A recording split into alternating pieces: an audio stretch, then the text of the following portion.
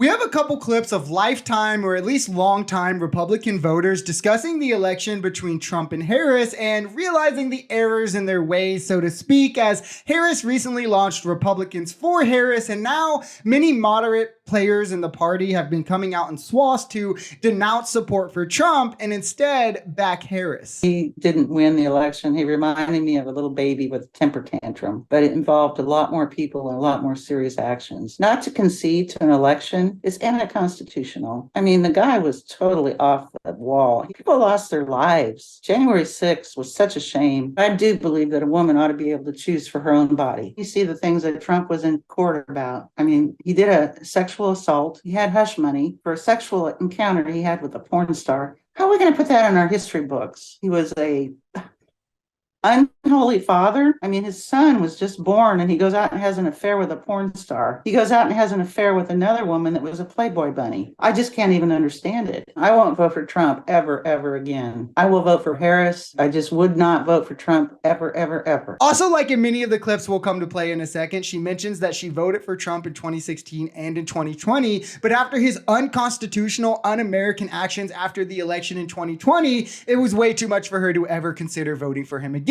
And many on the right feel this way. I mean, speaking on election integrity is one thing, but opening over 60 court cases to try and overturn the election results after everyone around you of authority in your administration tells you there's no reason for you to believe that there was fraud, none of those going in your favor, and also enlisting fake electors in 7 states to subvert the will of the voters in those states, pressuring state officials to find you votes that you know are not there, and then sending a riot to the Capitol to pressure Mike Pence, the VP, to go along with your scheme and coup an election. This is the biggest threat to democracy we've ever seen. If anyone can name a bigger one, I would love to hear it. And anyone on the right who is crying about how much they care about protecting our elections and election integrity is a straight up liar if they're going to go and vote for Trump in 2024. What they really mean is that they're not going to trust any election results unless their side wins. But if the other side wins, they're always going to question it, because if you actually cared about election integrity with any ounce of like real actualness in your body,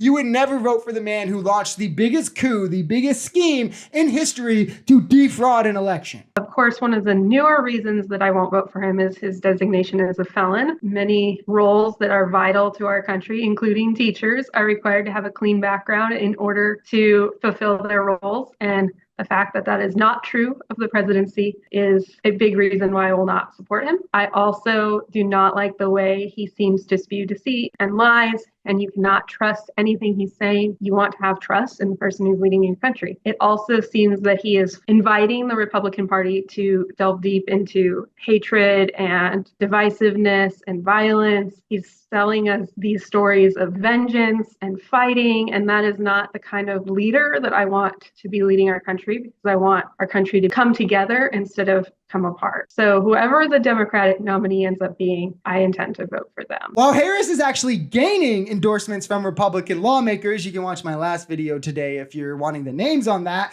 Donald Trump is bleeding support from the moderate wing of his party. The derogatory song and dance he likes to sing isn't striking the same tune that it once was. People saw what he represented as president and are wholly rejecting it. He wasn't efficient enough. He didn't have the legislative or economic success to justify his actions and rhetoric. And I mean, he spent most of the time pointing his fingers and trying to attack other people and attack the media and journalists and do fascist rhetoric. And that's what he's doing in this campaign as well. It's all about vengeance, retribution, and revenge for him, hatred and stoking fear. And that's not true conservative values. And it's kind of shocking, I know, to anyone who's only like step into politics is Trump and following Trump and those so bought into the cult, that real conservatives that aren't in the cult and only do what Trump say want someone who represents actual conservative values.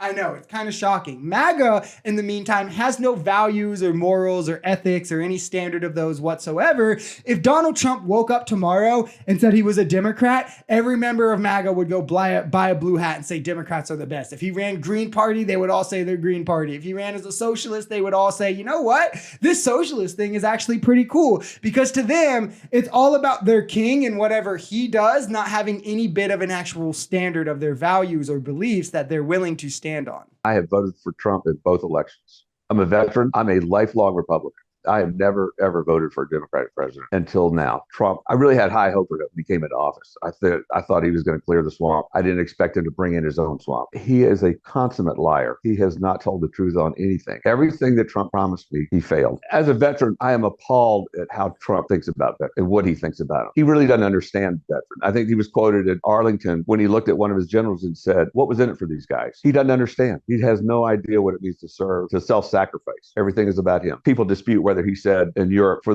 I believe it was the D-Day, about calling the dead soldiers suckers and losers. There's no doubt in my mind that he said that. And these generals would not report something like that if it wasn't true. And I don't see how any veteran could ever support it. It's just mind-blowing. And that's the part of the suckers and losers comments that people don't mention enough. If you're saying that Trump didn't say that, you're calling five-star generals liars. And Trump did call John McCain a loser in a live interview on camera for everyone to see. So it's not like it's even that unbelievable that he would use that rhetoric about veterans, because, I mean, he has before in a public interview. He doesn't respect anyone who doesn't serve him. That's the truth of the matter. He works strictly on a transactional basis. He failed to live up to most, if not all, of his campaign promises after 2016. And now even Republicans are beginning to wake up to that fact. So it'll be interesting to see where Trump goes from here, since he's losing his own constituency faster than he can ramble about Saudi Arabia, and he doesn't at all appeal to moderates in the meantime.